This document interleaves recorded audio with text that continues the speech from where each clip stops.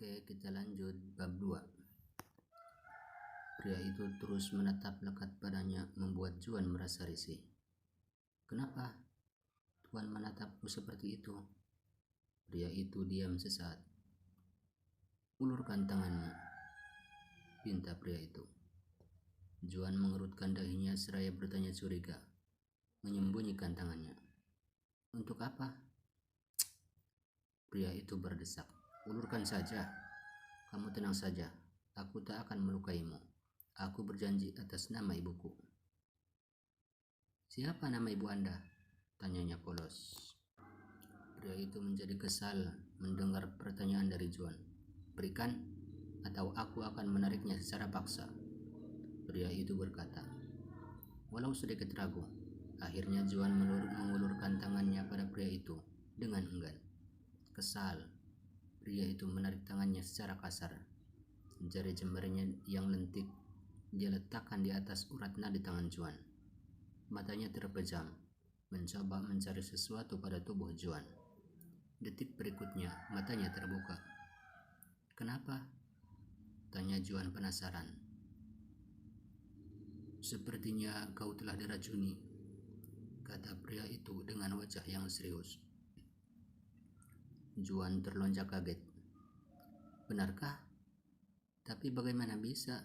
Tak mungkin ibuku meracuniku. Bukan kamu, melainkan ibumu yang telah diracuni. Sepertinya orang itu sengaja memberikan racun itu pada ibumu saat tengah mengandung ibumu. Pantas saja kamu tak memiliki inti spiritual. Juan tercengang. Ibunda? Gumamnya. Kedua tangannya mengepal, sedangkan pria itu terus memainkan dagunya seraya berpikir. Bagian yang tak aku mengerti adalah bagaimana bisa racun yang sudah lama hilang ratusan tahun yang lalu bisa muncul kembali pada masa ini. Ungkapnya. Pria itu beralih memainkan rambutnya seraya berjalan mondar-mandir. Apa Tuhan bisa menyembuhkanku? Pria itu berhenti menoleh ke arah Juan seraya menyunggingkan senyumnya. Pria itu berdeham. Entahlah. Jedanya curi-curi pandang ke arah Juan. Namun, aku memiliki satu metode yang bisa mengeluarkan bahkan membersihkan seluruh racun yang ada di dalam tubuhmu. Tapi apa? Pria itu melambaikan tangannya seraya memainkan kipas yang berada di tangannya. Sudahlah, lupakan saja. Juan berlutut seraya memohon, menangkupkan kedua tangannya. Saya mohon Tuan, tolong sembuhkan saya. Pria itu mendesah. Bocah kecil, aku bukannya tak mau menyembuhkanmu. Hanya saja metode ini sangat menyiksa, bahkan bisa membunuhmu. Apa kau mau mati? Tentu saja aku tidak mau mati. Tapi jika ini adalah satu-satunya cara agar aku bisa sembuh, saya siap menahan rasa sakitnya. Meskipun rasa sakitnya seperti dihujani ribuan pisau tajam sekalipun, saya siap. Pria itu tertegun mendengar penuturan Juan yang dipenuhi tekad yang kuat. Bagaimana jika tubuhmu tak kuat untuk menahannya? Saya yakin saya bisa melewatinya, ujarnya. Matanya menatap tajam pada pria itu, menandakan bahwa dia bersungguh-sungguh ingin menjalani pengobatan itu. Pria itu mendesah pasrah. Baiklah, jika itu maumu, tapi jangan salahkan aku jika kamu mati. Tentu, kata Juan menatap. Pria itu menyerah dan menuruti permintaan Juan. Mereka duduk sila saling berhadapan. Kosongkan pikiranmu dan fokuslah pada inti spiritualmu. Aku ingatkan lagi padamu. Kamu harus menahannya sampai akhir, jika tidak seluruh tubuhmu akan hancur dan mati. Juan mengangguk mantap. Perlahan menutup matanya, mengosongkan pikirannya seperti yang dikatakan oleh pria itu. Perlahan tubuhnya mulai merasakan nyeri yang mulai menjalar pada tangannya lalu ke pundaknya. Begitu seterusnya hingga ke seluruh tubuhnya. Keringat membasahi seluruh tubuhnya. Tring! Seutas benang emas melintas di hadapannya. Benang emas itu perlahan mulai bermunculan hingga membentuk sebuah bola inti spiritual.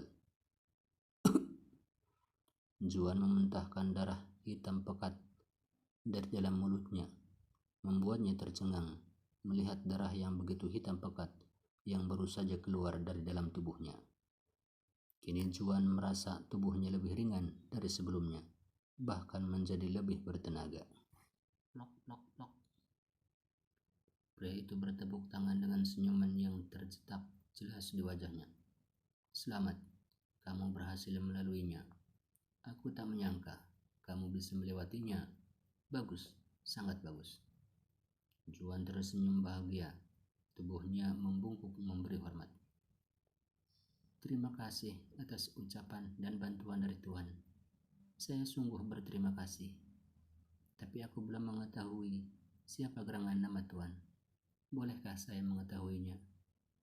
Pria itu tergelak. Haruskah aku mengenalkan diri?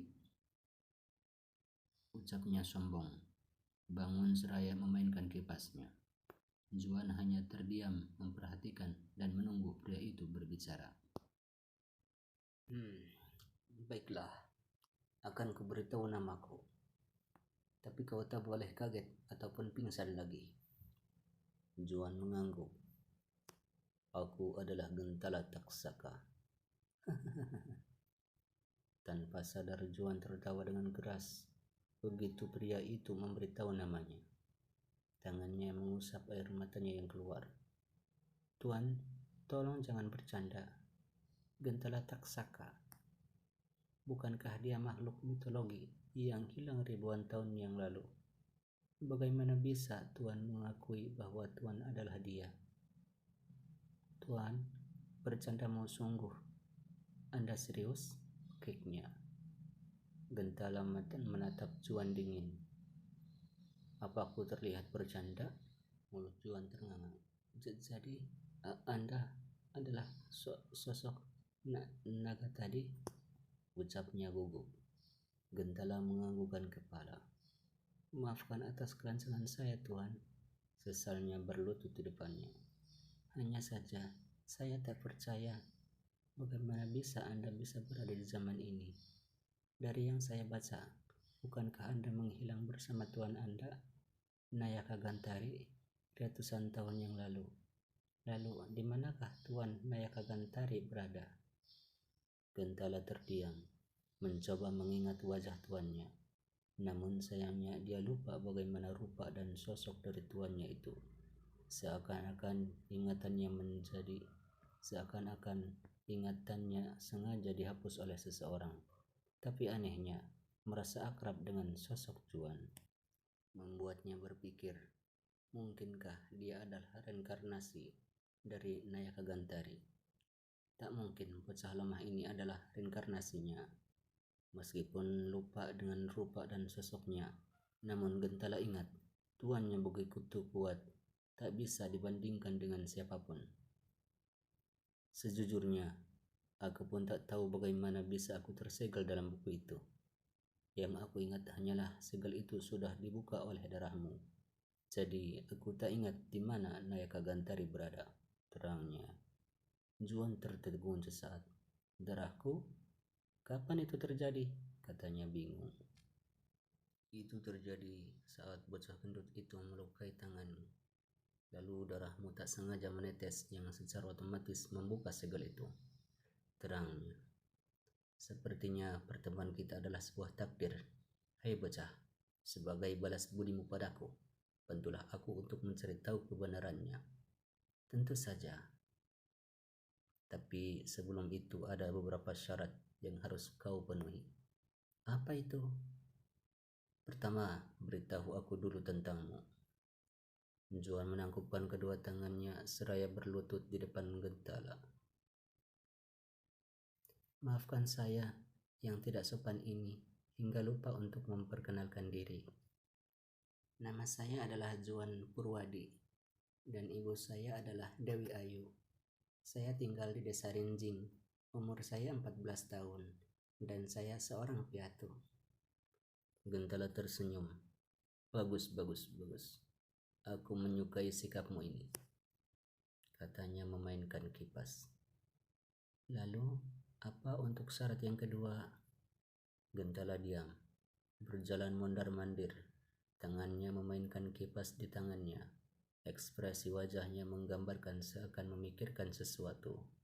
Juan hanya bisa memandanginya seraya menunggu jawaban. Langkahnya terhenti, seraya menatap Juan lekat. Syarat yang kedua adalah bersambung. Sampai ketemu lagi di bab yang ketiga. Jangan lupa subscribe, like, komen, dan bagikan kepada teman-teman yang lain supaya bisa ketemu lagi di bab yang selanjutnya. Oke, terima kasih.